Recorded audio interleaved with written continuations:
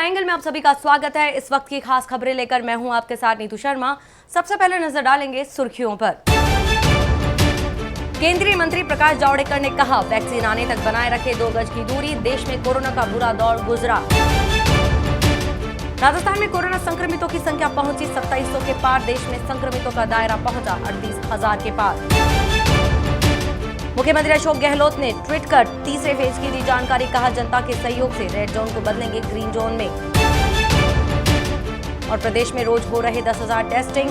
चिकित्सा मंत्री रघु शर्मा ने कहा, प्रत्येक जिला मुख्यालय पर होगी कोरोना जांच की सुविधा। सरकार ने कोरोना वायरस से पैदा हुए हालातों की जानकारी दी। सूचना एवं प्रसारण मंत्री प्रकाश जावड़ेकर ने कहा कि सबसे बुरा दौर गुजर चुका है, लेकिन जब तक बीमारी पर पूरी तरह काबू नहीं पा लेते तब तक हमें सतर्क रहते हुए गाइडलाइन माननी चाहिए। ये संक्रमण चीन से आया, लेकिन अभी इसका कोई वैक्सीन नहीं मिला। वैक्सीन मिलने तक हमें वायरस के साथ ही जीना होगा। मास्क लगाना, बार बार हाथ धोना, 2 गज की दूरी रखना, ये न्यू नॉर्मल है। समाज ने पिछले 40 दिन में ये बहुत अच्छे से सीख लिया है। मंत्री ने कहा कि 4 मई से लगभग आधा देश में गतिविधियां शुरू हो जाएंगी। विपक्ष पर निशाना साधते हुए उन्होंने कहा कि उनके पास कोई एजेंडा या मुद्दा नहीं है। वे उन बिंदुओं को लेकर सरकार पर निशाना साध रहे हैं जिन पर पहले उन्होंने सहमति जताई थी। केंद्र सरकार ने महिला जनधन खातों में 500 रुपए की दूसरी किस्त सोमवार को डालने का ऐलान किया है। कोविड-19 संकट के दौरान गरीबों की मदद के लिए वित्त मंत्री निर्मला सीतारमण ने 26 मार्च को महिला जनधन खाता धारकों के खातों में अप्रैल से 3 महीने तक हर माह 500 रुपए की मदद देने की घोषणा की थी। वित्तीय सेवा सचिव देवाशीष पांडे ने ट्वीट के जरिए यह जानकारी दी। उन्होंने कहा कि लाभार्थियों के पैसा निकालने के लिए एक सारणी जारी की गई है। उसी के हिसाब से वे बैंक शाखा या ग्राहक सेवा केंद्र जाकर पैसा निकाले। इस पैसे को एटीएम में भी निकाला जा सकता है। उन्होंने कहा कि बैंक शाखाओं में भीड़ न जुटे, इसलिए इस राशि को 5 दिन की अवधि में ट्रांसफर किया जाएगा। इससे सामाजिक दूरी के दिशा निर्देशों का अनुपालन करने में मदद मिलेगी। कांग्रेस महासचिव प्रियंका गांधी वाड्रा ने कहा कि कोरोना वायरस के खिलाफ लड़ाई में आम लोगों से योगदान के तौर पर पैसे लिए जा रहे हैं। ऐसे में पीएम केयर्स कोष का सरकारी ऑडिट होना चाहिए। कांग्रेस की उत्तर प्रदेश प्रभारी प्रियंका ने ट्वीट किया कि एक सुझाव, जब जनता त्राहिमाम कर रही है, राशन पानी नकदी की किल्लत है, सरकारी महकमा सबसे 100 रुपए पीएम केयर्स कोष के लिए वसूल रहा है, तब हर नजरिए से उचित रहेगा कि पीएम केयर्स कोष का सरकारी ऑडिट भी हो। उन्होंने कहा कि देश से भाग चुके बैंक चोरों के 68,000 करोड़ माफ हुए, उनका हिसाब होना चाहिए। संकट के समय जनता के सामने पारदर्शिता महत्वपूर्ण है। इसमें जनता और सरकार दोनों की भलाई है। वैश्विक महामारी कोरोना से निपटने के लिए पूरे देश में 17 मई तक लॉकडाउन की घोषणा की गई है। भारत में कोरोना वायरस के मामलों की संख्या में लगातार इजाफा हो रहा है। लॉकडाउन की वजह से अर्थव्यवस्था को भारी नुकसान हो सकता है।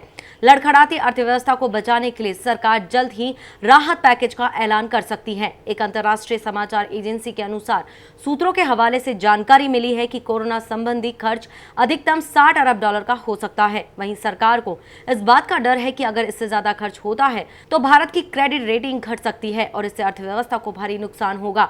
भारत में सरकार पहले ही 1.7 लाख करोड़ रुपए की राहत की पैकेज की घोषणा कर चुकी है।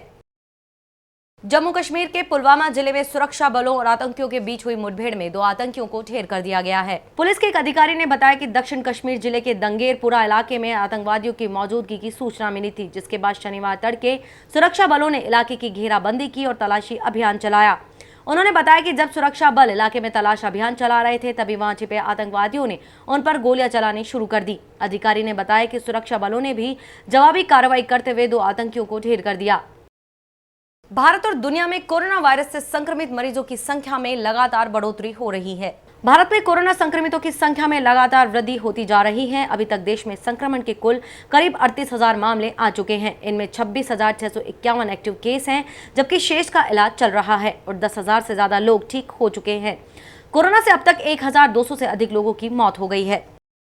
मुख्यमंत्री अशोक गहलोत ने 4 मई से शुरू हो रहे लॉकडाउन के तीसरे फेज के बारे में जानकारी दी।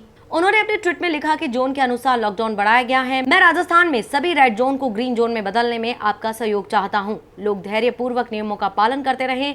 हमें विस्तारित लॉकडाउन के दौरान दिशा निर्देशों का पालन करना जारी रखना है। सभी क्षेत्रों के लिए निर्देश जारी किए गए हैं। हमें कोरोना को हराने के लिए सख्ती से पालन करने की आवश्यकता है। ज्यादा से ज्यादा घर के अंदर रहना, हमेशा बाहर जाने और किसी भी तरह की भीड़ से बचना चाहिए। बाहर जाते हुए मास्क जरूर पहने। राज्य सरकार स्थिति पर लगातार नजर बनाए हैं। जरूरत के सामान की दुकानें खुली रहेंगी। लोग कहीं भी भूखे न रहें। सभी को भोजन मिले, राशन और आर्थिक गतिविधियां भी शुरू हों। चिकित्सा मंत्री रघु शर्मा ने कहा कि जब भी मुख्यमंत्रियों की वीडियो कॉन्फ्रेंसिंग हुई, मुख्यमंत्री अशोक गहलोत ने प्रवासी मजदूरों का मुद्दा उठाया। मुख्यमंत्री ने कहा था कि प्रवासी मजदूर और राजस्थान के जो मजदूर हैं वो बहुत दूर हैं, इसके लिए ट्रेनें चलाने की बात कही थी। अंततः केंद्र सरकार ने मुख्यमंत्री की बात मानते हुए इसकी परमिशन दी।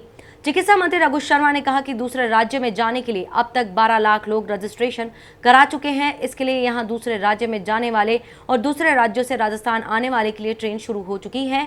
मुख्यमंत्री ने सभी वीडियो कॉन्फ्रेंसिंग के जरिए सभी जिला कलेक्टर्स को यह निर्देश जारी किए हैं कि जो भी बाहर से प्रवासी मजदूर आएंगे उनकी स्क्रीनिंग हो और उसके बाद उनको क्वारंटाइन में रखा जाएगा। उन्होंने कहा कि प्रदेश में रोज 10,000 से अधिक टेस्ट रोज हो रहे हैं। चिकित्सा मंत्री ने कहा कि आने वाले समय में हर जिला मुख्यालय पर कोविड की सुविधा उपलब्ध कराई जाएगी।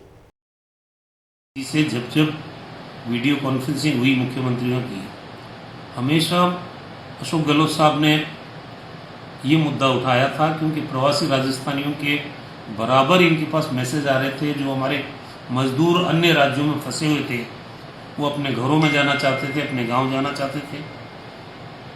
अंततः भारत सरकार ने इसकी परमिशन दी और उसके बाद, क्योंकि डिस्टेंसेस काफ़ी दूर दूर थी, कोई 1500 किलोमीटर, कोई 2000 किलोमीटर, तो मुख्यमंत्री जी ने भारत सरकार से आग्रह किया कि आप कुछ जगह से कुछ जगह तक के लिए ट्रेनें चलाओ और ट्रेन से सबसे अच्छे तरीके से लोग हम लेके आ सकते हैं। बसों से या निजी वाहनों से ये संभव नहीं होगा। कल रात तक 12 लाख लोगों ने अपना रजिस्ट्रेशन कराया है। जो आना चाहते हैं, जो जाने वाले लोग हैं, दोनों लोग जो अपने अपने राज्यों में जाना चाहते हैं उनके लिए और जो दूसरे राज्यों से राजस्थान आना चाहते हैं उनके लिए अब ये सुविधा शुरू हो गई है। कल रात को एक पहली ट्रेन गई माइग्रेंट लेबर्स को लेके, तो कुल मिला के ये लोग अपने अपने घरों में आ जाएंगे। प्रदेश में कोरोना संक्रमितों की संख्या में लगातार इजाफा हो रहा है। राजधानी जयपुर के बाद सबसे ज्यादा कोरोना के मरीज जोधपुर में मिल रहे हैं। राजस्थान में शाम 5 बजे तक कोरोना पॉजिटिव के 54 नए केस सामने आए, जिसमें जोधपुर में 30, जयपुर में 17, अजमेर में 3, अलवर में 2, चित्तौड़गढ़ और कोटा में 1-1 संक्रमित मिला, जिसके साथ 4 लोगों की मौत भी हो गई, जिससे जयपुर के 3 और जोधपुर का 1 व्यक्ति शामिल है। जिसके बाद कुल संक्रमितों का आंकड़ा 2720 पहुंच गया। प्रदेश में संक्रमण के सबसे ज्यादा केस जयपुर में हैं। यहां अब तक 949 संक्रमित हैं। इसके अलावा जोधपुर में 622, कोटा में 205, अजमेर में 164, टोंक में 134, भरतपुर में 111, नागौर में 118, बांसवाड़ा में 66, झुंझुनू में 42, झालावाड़ में 40, बीकानेर और भीलवाड़ा में 37 मरीज मिले हैं। राजस्थान में कोरोना से अब तक 66 लोगों की मौत हुई है। देश की तीनों सेनाएं रविवार को कोरोना वॉरियर्स का शुक्रिया अदा करेंगी। तीनों सेना डॉक्टरों, पैरामेडिकल स्टाफ और पुलिस कर्मियों सहित सभी कोरोना वॉरियर्स पर फूल बरसाकर स्वागत करेगी।